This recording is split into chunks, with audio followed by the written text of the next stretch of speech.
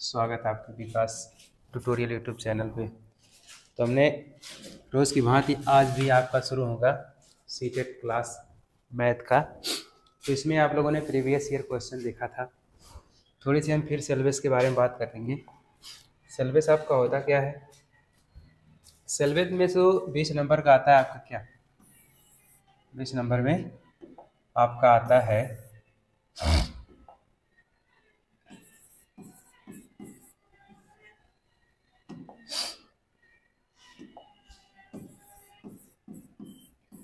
हाँ 20 क्वेश्चन तो आपके आते हैं। जैसे आपके नंबर सिस्टम हुआ, डिवीजन हुआ, फ्रैक्शन हुआ, एलसीएम एचसीएफ हुआ, क्यूब स्क्वायर, प्रोबेबिलिटी हुआ, मीन मीडियन मोड।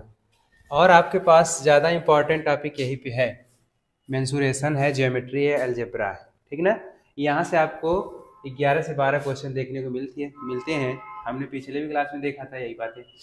और यहाँ से देखो, यह आपकी आती है अंकगणितीय सवाल हैं सब, जिसमें आपको 2 क्वेश्चन देखने को मिलेगा। तो आते हैं, थोड़ा सा हम क्वेश्चन पे बात करते हैं। आपके पास अगला सवाल निकल के आता है यहाँ पे, यानी आपके नंबर सिस्टम चल रहे हैं। तो नंबर सिस्टम में अगली टॉपिक आपकी आती है, यानी ये आपका पूछा गया है 2021 का सवाल है, यानी पेपर का उठा हुआ आया है। तो इसमें देखो क्या करना है, क्या किया है, x बराबर दिया है 2 की पावर 3 गुणे 3 की पावर 2 गुणे 5 की पावर 3 गुणे 7 की पावर 3। उसी प्रकार y का मान दिया है, z का मान दिया है। तो कह रहा है x y z का महत्तम समापवर्तक ज्ञात कीजिए। अच्छा, सबसे पहले तो आप पावरों का महत्तम समापवर्तक और लघुत्तम समापवर्तक निकालने के लिए क्या करते हो, जैसे आप इन्हीं चीज़ों का आप अगर एलसीएम निकालते हो तो सबसे, यानी अगर 2 का निकालना चाहोगे तो एलसीएम किसकी बात करेंगे, एलसीएम की। जब एलसीएम की बात करेंगे तो सबसे मैक्सिमम घात लिया जाता है, यानी इसमें सबसे मैक्सिमम घात क्या है, 2 की पावर 4 है। उसी प्रकार अगर इस 3 को ढूंढोगे तो 3 में क्या सबसे मैक्सिमम पावर क्या है, 4 है। तो यहाँ से आपका एलसीएम निकलता हुआ आएगा 2 की पावर 4 गुणे 3 की पावर 4 गुणे, अब 5 का नंबर आता है तो 5 में मैक्सिमम घात कितनी है, 5 की पावर 4 है। अगला नंबर आता है 7, 7 में मैक्सिमम घात कितनी है, 5।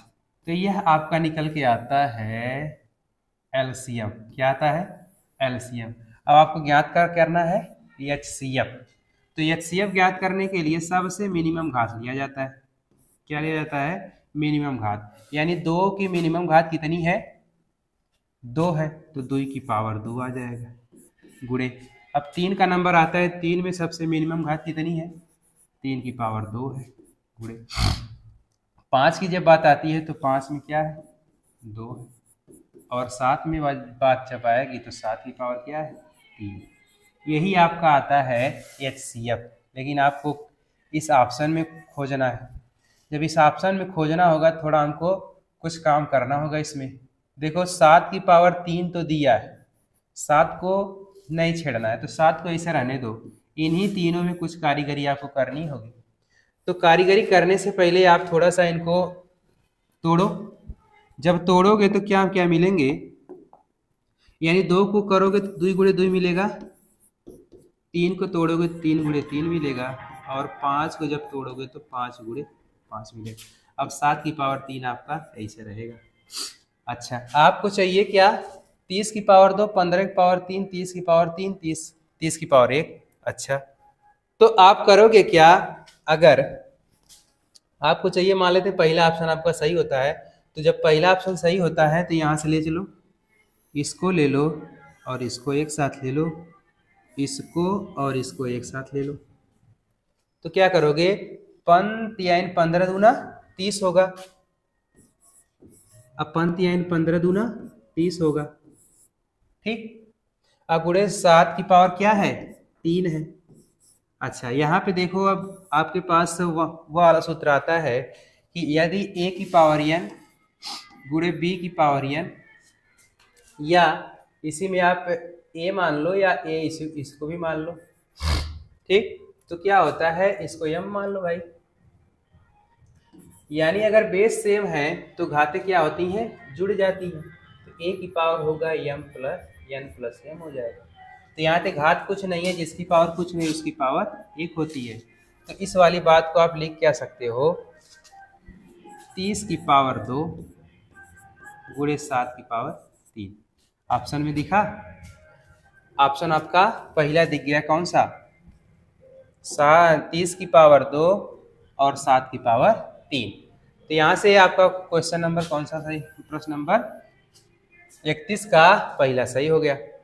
ठीक ना, बात समझ में आई।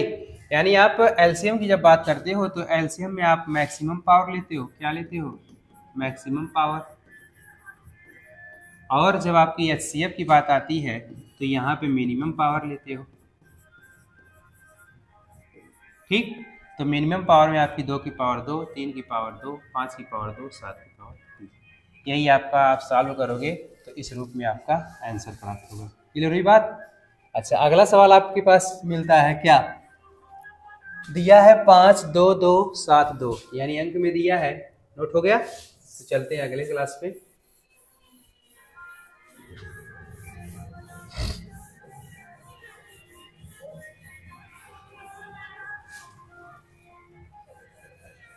देखो भाई, अब आपको करना क्या है, यहाँ पे कहा है कि ई संख्या दी गई है, इसी के बराबर आपको पी क्यू आर लेना है।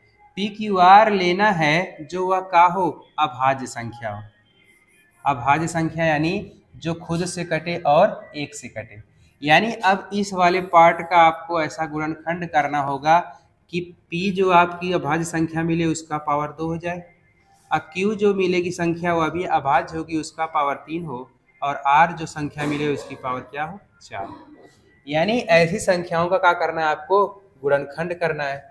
तो गुणनखंड करने के लिए आप करते क्या हो, आ जाओ गुणनखंड करो भाई।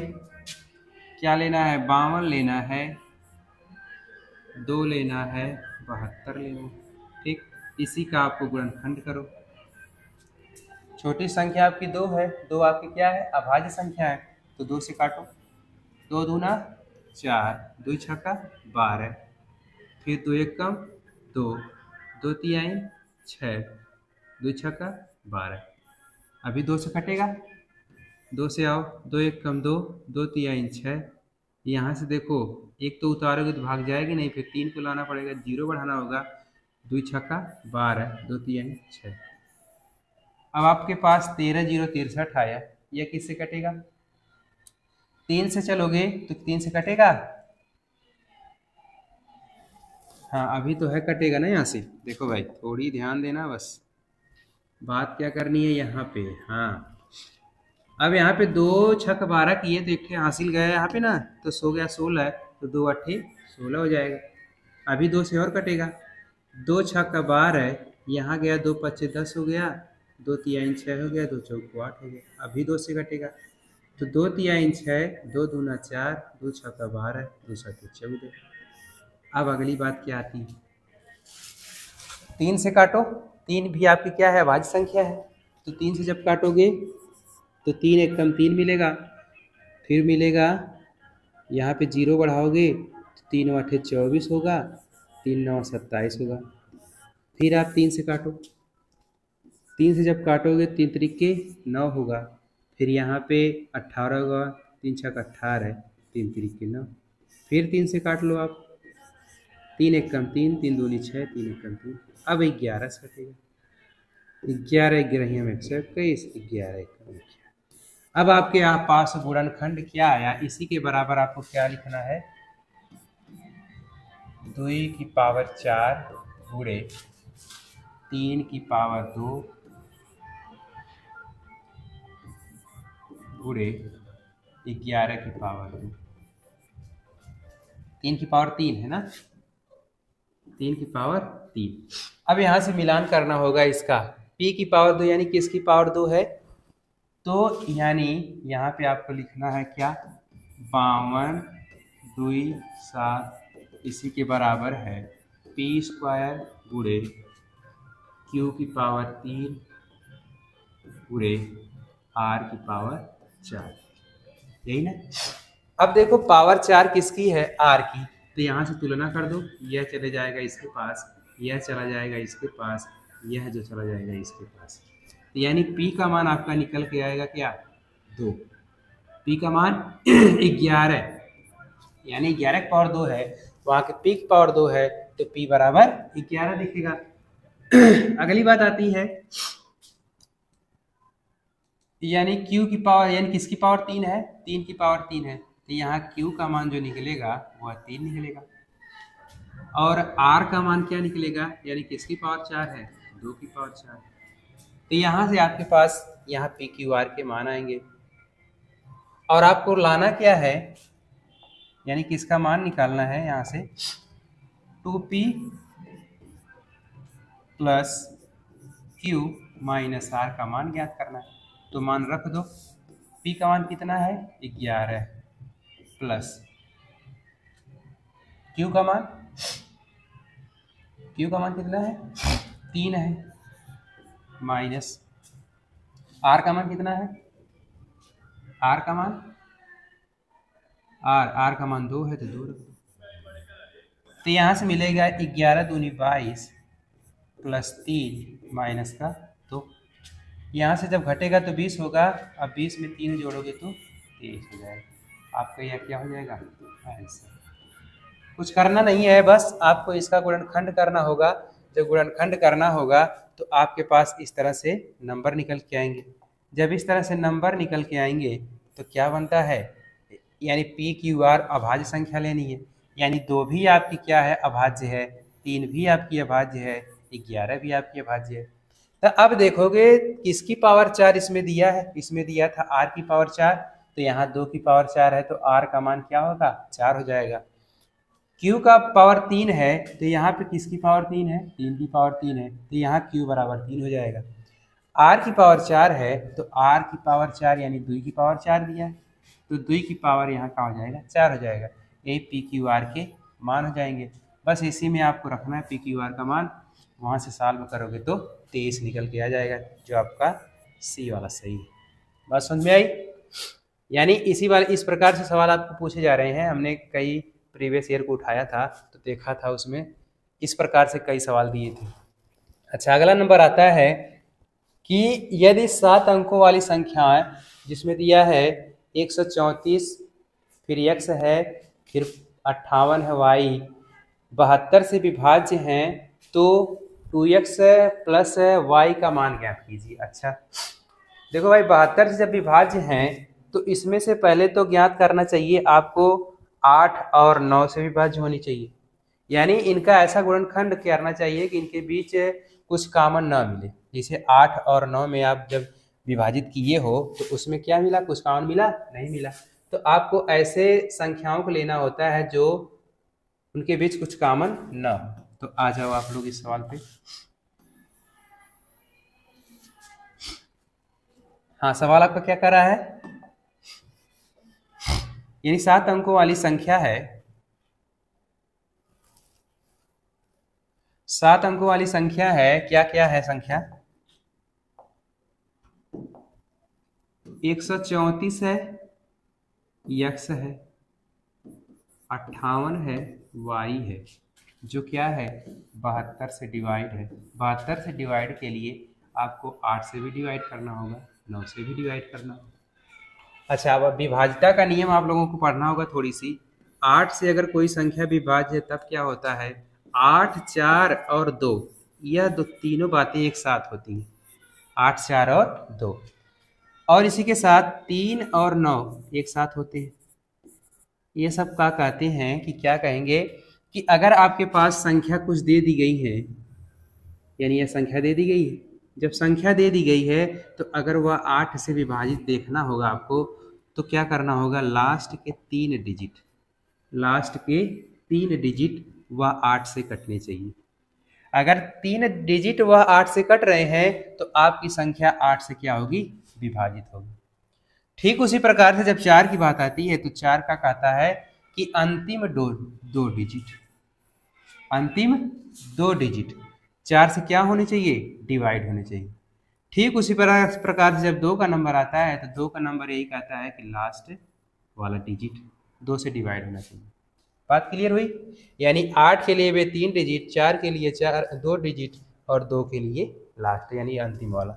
जब 3 की बात आती है तो 3 कहता है कि हमारे पास अंकों का योग होना चाहिए, अंकों का योग। अगर ये अंकों का योग 3 से डिवाइड हुआ तो वह जो संख्याएं हैं वह भी 3 से क्या होंगी, डिवाइड होगी।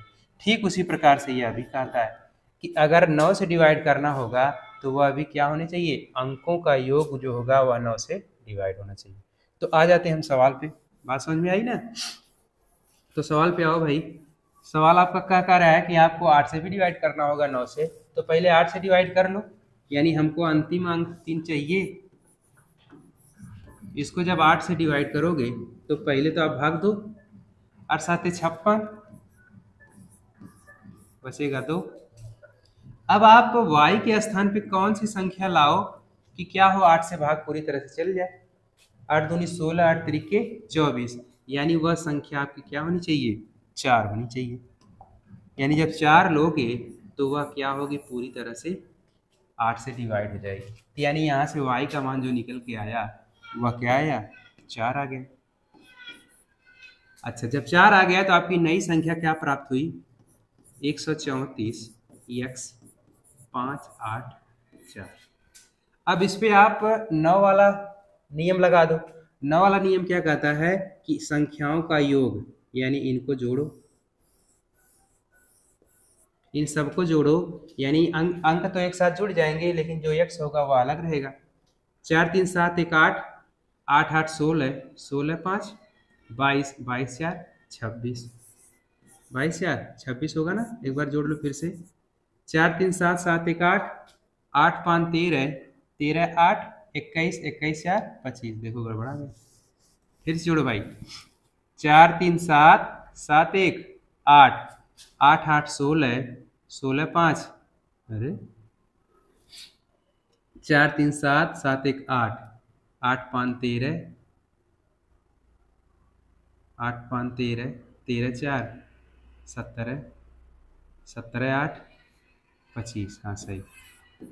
25 में आप अगर x जोड़ोगे, हमने कहा ना कि क्या संख्याओं का योग अगर उस संख्या को पूरी तरह से डिवाइड कर दे रहा है तो वह संख्या यानी जो टोटल नंबर दिया होगा वह 9 से डिवाइड होगा। अब आपके पास 25 योग आया तो 25 में क्या जोड़ना होगा कि वह संख्या क्या होगी, 9 से डिवाइड हो जाएगी। 9 दूनी 18, 9 त्रिक 27, यानी अगला नंबर आपका आता है, इसमें आप अगर क्या जोड़ोगे कि 27 आ जाए, तो यानी आपका सीधे सीधे दिख रहा है नंबर कौन सा, 2। तो अगर आप 25 में 2 जोड़ते हो तो वह 27 मिल जाता है, जो 27 है वह 9 से क्या है, डिवाइड कर देता है। तो आपके पास निकल के आया ना मान, आपने x का मान निकाला कितना, यहाँ से आप रख सकते हो x का मान 2, यानी जो संख्या निकली वह x का मान 2 निकला और y का मान 4 निकला।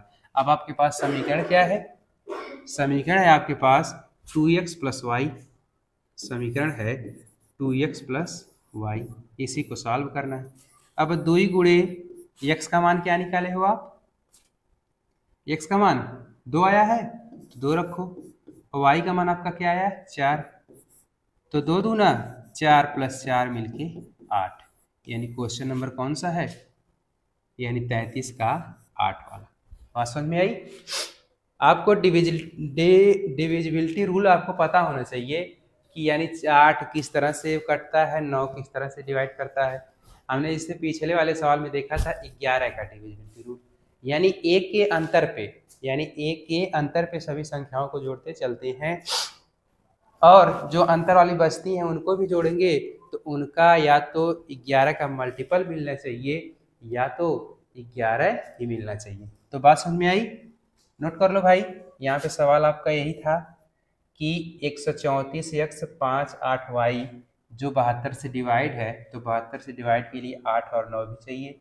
तो 8 का आपने देखा कि लास्ट के 3 डिजिट 8 से डिवाइड होने चाहिए, तो आपकी संख्या पूरी तरह से डिवाइड होगी।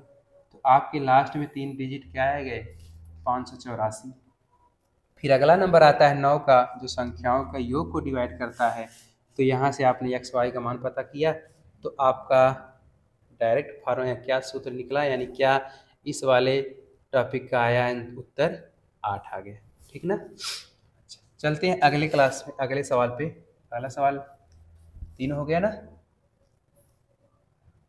चलो आ जाते हैं अब अगले सवाल पे। अगला सवाल आपका यहाँ पे देखो फिर आ गया 3 वाला नियम। बात समझ में आ रही है? अब देखो 3 वाला आ गया, यानी 4 अंक की संख्या है ए के उन सभी संभावित मानों जिनके लिए 4 अंकीय संख्या इतनी 3 से विभाज्य है का योग ज्ञात कीजिए। अच्छा, संभावित मान आपको ज्ञात करना है। संभावित मान ज्ञात करने के लिए आप क्या करते हो? अच्छा, पहले 3 से देखो डिवाइड करने के लिए आपके पास नियम पता होना चाहिए। 3 से डिवाइड होने के लिए आप अंकों का योग करते हो, अंकों का योग करते हो। जब अंकों का योग 3 से डिवाइड होगा तो वह दी गई संख्या भी क्या होगी? 3 से डिवाइड होगी। तो संख्या आपकी क्या है? 54 7a, जो 3 से क्या है? डिवाइड है। अच्छा, 3 से डिवाइड होने के लिए आपने कहा कि अंकों का योग, तो अंकों का योग जोड़ो 5 4 7 और a, जोड़ोगे कितना होगा? 5 4 9 9 7 16, 5 4 9 9 7, 5 4 9 9 7 16 प्लस a। अच्छा, अब 3 से डिवाइड होने के लिए इसके नजदीक वाला नंबर कौन सा है? कौन सा होगा? 3 से विभाज्य है का योग ज्ञात कीजिए। ए के उन सभी संभावित मानों जिनके लिए 4 अंकीय संख्या इतने 3 से विभाज्य हैं का योग ज्ञात कीजिए। अच्छा देखो भाई, आप 16 में क्या जोड़ोगे कि वह 3 से डिवाइड कर दे? तो 16 में आप 16 2 18, आप a का मान 1 2 ले सकते हो, तब वह डिवाइड हो जाएगा। और अगला नंबर क्या आता है? 18 के बाद 21 आता है 3 से डिवाइड होने के लिए। तो 16 16 6 22, यानी 16 a का मान 1 आएगा आपका 5। ठीक, 5 आएगा। फिर अगला नंबर क्या आपका आएगा? यानी एक डिजिट केवल लेना है एक नंबर में, कैसे कि आपका एक नंबर जोड़ा जा रहा है ना, तो डबल डिजिट आ जाएगा तो नहीं लिया जाएगा, केवल एक डिजिट होना चाहिए। तो 16 में आप 2 जोड़ा तो आपके क्या मिल गया? 18 मिल गया, जो डिवाइड है। और आपने 16 में 5 जोड़ा तो 16 5 6 5 11, यानी 21 होता है। यह भी 3 से डिवाइड है। अगला नंबर क्या आता है? 21 के बाद 24 आता है। तो 16 में आप क्या जोड़ोगे कि 24 हो जाए? 8 जोड़ना पड़ेगा, यानी a बराबर 1 आपका आएगा 8, जो 24 देगा। ठीक, यह तीनों। अब अगला नंबर लोगे जब, तो 24 के बाद क्या कटेगा? 27 कटेगा। तो 16 में क्या जोड़ना पड़ेगा? 27 होगा, यानी 7 उधर 4 इधर 11 जोड़ना पड़ेगा, यानी 2 डिजिट आ गया। अभी मुश्किल नहीं, मुश्किल है, यानी आपको एक डिजिट चाहिए ना। यहाँ पे 5 जोड़ा एक नंबर में, 4 जोड़ा एक नंबर में, 7 जोड़ा एक नंबर में, ये भी क्या होगा? एक का सिंगल डिजिट होगा ना, होना चाहिए। तो आपको यहाँ पे सिंगल डिजिट के लिए आपके पास यही तीनों मान निकल के आएंगे, बस इन्हीं का योग ज्ञात करना है। तो 8 5 13 13 2 15, 8 5 13 2 15, यानी आपके ए का मान क्या क्या आया? 2 आया, 5 आया और 8 आया। इन्हीं को आपको ऐड करना है। जब ऐड करोगे तो 8 5 13 2 15 मिल के आएगा। यही आपका क्या होगा? फाइनली आंसर होगा।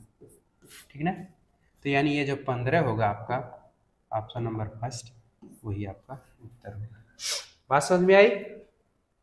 आपको बस वही तीन नंबर से डिवाइड करने के लिए आपको अंकों का योग चाहिए। जब अंकों का योग चाहिए तो आपको जोड़ना होगा कि इन अंकों को जोड़ने के बाद वह 3 से डिवाइड होना चाहिए।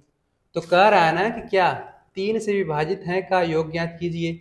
अब देखो, आपको यहाँ पे थोड़ा दिमाग ध्यान देना कि आप यहाँ पे सिंगल डिजिट जोड़ रहे हो। यहाँ पे 5 जोड़े, 5 में 4 जोड़े, 4 में 7 जोड़े, फिर ए का मान आपका क्या होना चाहिए? सिंगल डिजिट में होना चाहिए।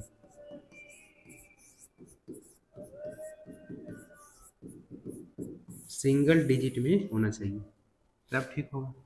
तो 16 में आपको क्या जोड़ना पड़ेगा? एक बार 2 जोड़ोगे सिंगल डिजिट है, 5 भी सिंगल डिजिट है, 8 भी सिंगल डिजिट, ठीक ना। तो आपके पास यही तीनों संख्याएं आएंगी जो क्या होंगी? 3 से डिवाइड होंगी। तो उन्हीं का योग निकालना। संभावित मान आपके 2 5 8 हुए, तो इनका योग निकलेगा 15। ठीक ना। आते हैं अगले सवाल पे। अगला सवाल आपका क्या कहता है, ये तो हो गया। यहाँ पे देखो 11 का विभाज्यता नियम पढ़ना है। अब अपने 11 का विभाज्यता नियम पढ़ने के लिए थोड़ा समझो बात को। क्या कहता है 11 का विभाज्यता का नियम?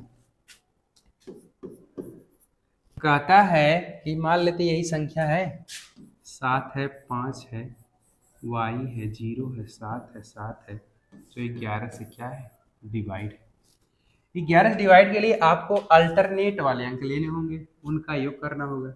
7 के साथ y लेना है तो एक ठे छोड़ना होगा, फिर 7 लेना होगा, फिर इसको छोड़ने के बाद कुछ अंक मिल नहीं रहा, तो अब इसके साथ क्या क्या लोगे, 0 लोगे और 7 लोगे। तो 11 का विभाज्यता का नियम यही कहता है कि जो अल्टरनेट वाले पद मिलते हैं, अंक मिलते हैं, उनको जोड़ते चलो। यानी 7 में आप 7 जोड़ोगे तो 14 होगा, 14 के साथ y होगा बराबर।